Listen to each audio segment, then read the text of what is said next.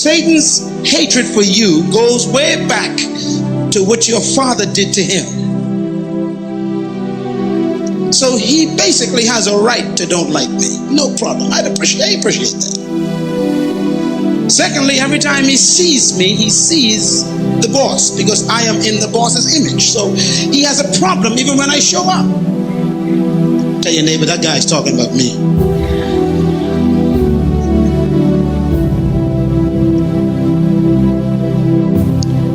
Thirdly, Satan, as we call him, devil, formerly known as Lucifer, he is illegal on earth. Write that on that down, please.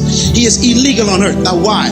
Because the only spirits that have legal right on planet earth are spirits with a dirt body.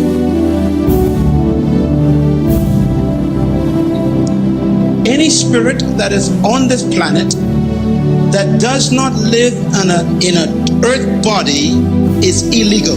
That means they are functioning illegally. Now, when someone is illegal, then those who are legal have rights and power over them. That is why, for example, nowhere in the Bible do you find God ever giving an angel, which is a de-bodied spirit, authority over Satan on earth. No angel is ever given authority over Satan on earth, because the angel also is illegal. You get it? The only being that God gave authority over spirits to on earth is you, a human.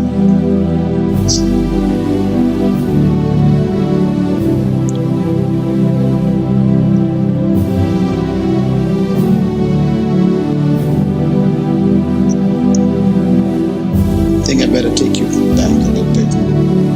I feel some of you are struggling in the spirit. Please go to Genesis chapter 1. Let's go back where the beginning began. Genesis chapter 1, verse 1. In the beginning, God created the heavens and the earth. Let me just pause for a minute, because that particular verse that you have there is not really correct in its translation. The words here are written from the Hebrew text. The Hebrew manuscript does not have the word "the" in that sentence. They put "the" in the sentence so that we could, in English, properly understand the statement. But when you put "the" in that sentence, it disturbs the meaning. In the manuscript, it's written like this in the Hebrew. In beginnings, Elohim burach the heavens and the earth.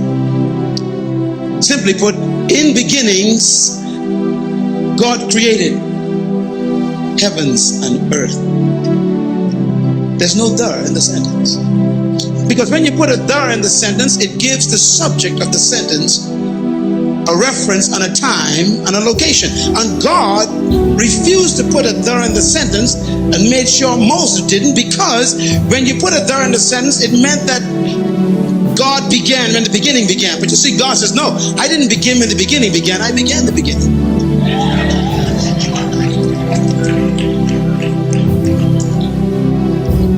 That's very important, because we don't want to confuse the beginning with God. The beginning began when God began it. So God is bigger than the beginning. He is before Genesis. Matter of fact, the word Genesis means beginnings. God began the whole thing. He started. Hallelujah.